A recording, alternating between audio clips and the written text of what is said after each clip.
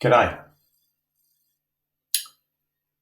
So if you've been sitting on the fence about buying Luminar AI editing software, then I've got some news for you. I've got some really exciting information about their latest upgrade number 4. This could be a game changer. It gives us, it gives us a few different things, but let's go quickly into some of the less important things in my eyes, that is. Firstly, it gives you precise horizon control on sky. Now, I can't really show you that because I don't have really a sky in this picture, so it won't mobilise if there's no sky.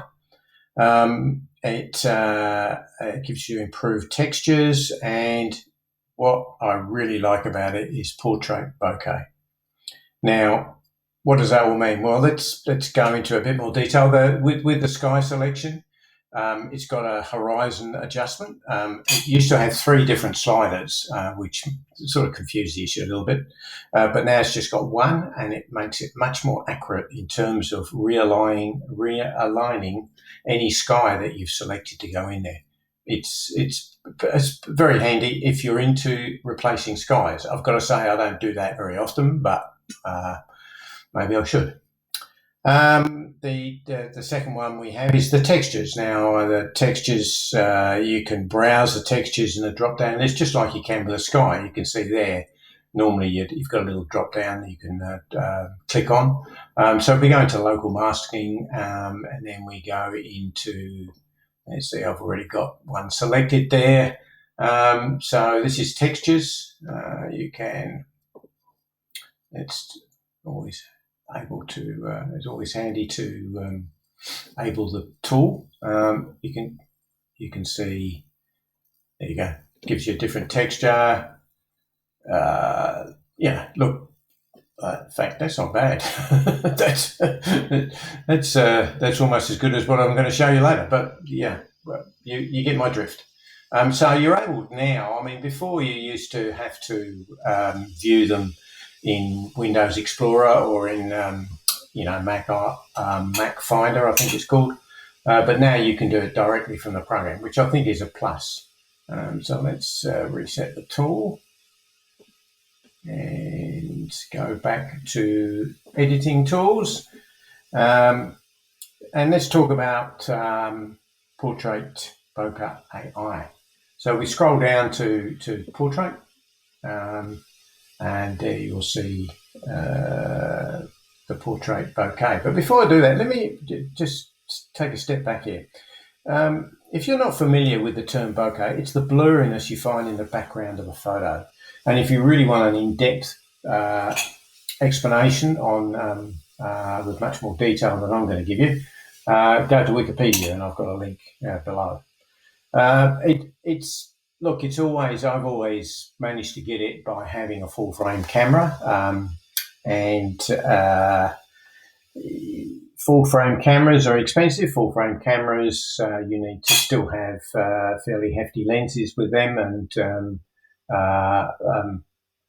very small aperture, very large apertures as well, fast apertures, to be technical about it. You can get away with it with mirrorless and crop sensors as well. You can provide a sort of an adjustment, and then you can also, I believe you can do it on the iPhone and some of the Androids, Google's Pixel. I think that gives you a filter that makes it somewhat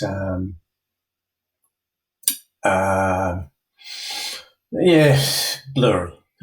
It's not the best. It's certainly not up to speed with this. But this Portrait AI is something else. It can recognise people in a photo. Now, look, just before we start, let me just reset the tool entirely. Yeah, there we go. That's better. So yeah, it can recognise people in a photo, even groups of people, and people posed in unusual positions. That's their blurb, not mine.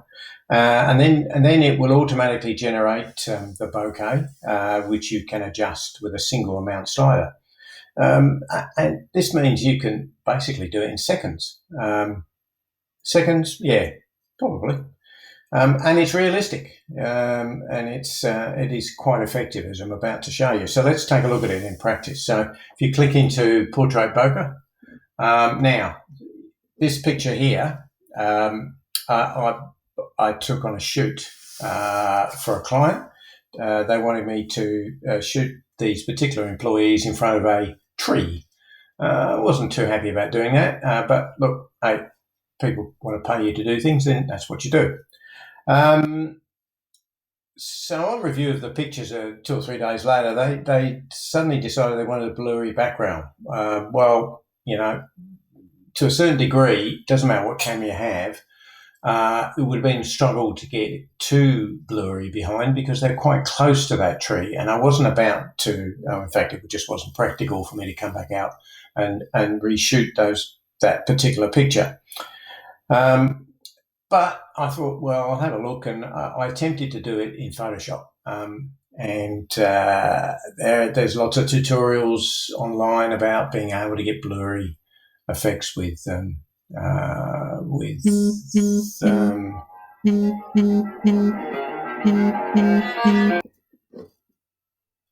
So yeah, I took it to Photoshop after reading some of those. I mean, I basically knew how to do it anyway.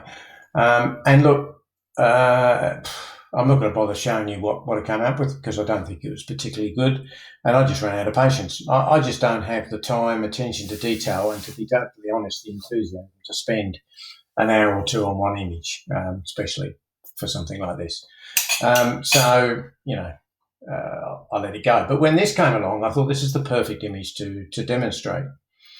So as you can see, I've opened up Portrait Bokeh. Now, it's changed the amount. Obviously, there's nothing happening at the moment. And you can start to see there it's beginning to have a little bit of an effect. And a little bit more. And a little bit more. And there we have 100%. Sorry, not 100%, but 100. And it's pretty good, just like that. I mean, a lot of people will be quite happy with that. But I tend to want to perfect these things a little bit more. So I'm just going to change the radius a little bit. Going to come down here and change the depth correction. But before I do that, I'll go in order here. But you can see brush control. What that means, so brush control is the way it works. It masks the actual the humans, if you like, and you can see it does a pretty good job on it. So it masks the humans. So you can actually change that mask, and I'll show you that in a minute. And then further down, you've got the background itself. Now with this one, the lighting's pretty good. There's not a great deal to do with the color, I don't think. I mean, look, I could do that, but I'm more concerned with the bokeh effect. So let's just change the depth correction and get it down a bit, because you can see down here. Whoops, you can see down here. The box itself is still in focus. You can still see those lines quite clearly. So let's see if we can get rid of some of those. Well, that's done a pretty good job. So yeah, once again, it's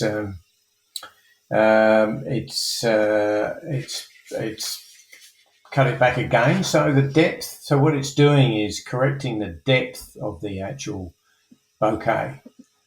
So we'll go back up to the brush control, because I can see just here there is a couple of spots. So now what you need, you've got focus, so you can actually change it. So if let's say she was holding something and it was out here and that bit was blurry, well, you can actually paint over that and it would bring it back to the fact it is that's connected to her, would make it effective. In this case, I want it to defocus. So we've got a small brush here. So I'll just go up like that.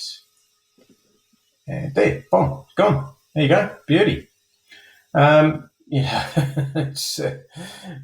it's quite incredible. I'm sort of knocked out with the effect and how quickly and easily it does it. It's just you know, aside from the fact that probably I would need to, because this is just a raw photo, and this is I haven't actually done anything much to in terms of color or any other portrait uh, tweaks I could do, but it's pretty good. So, look, that's it. It's done. And just in case you're not sure about buying this, still not sure about buying this Luminar AI software, Luminar are offering a 40% discount for the next week or so. So I think that's until the 4th of August. 40% off. So that brings it down to US $47. So, and they've got a few extras too. If you're into HDR, then the Aura HDR is only $59, and there's a few other bits and pieces like textures and templates and skies and all that. They're offering 50% off, and they're also throwing in some packs, some bonus packs as well. So the link's down the bottom here. Just go into that, and away you go. Look, to me, it is a fantastic addition to already a very, very powerful piece of software. Thanks for listening.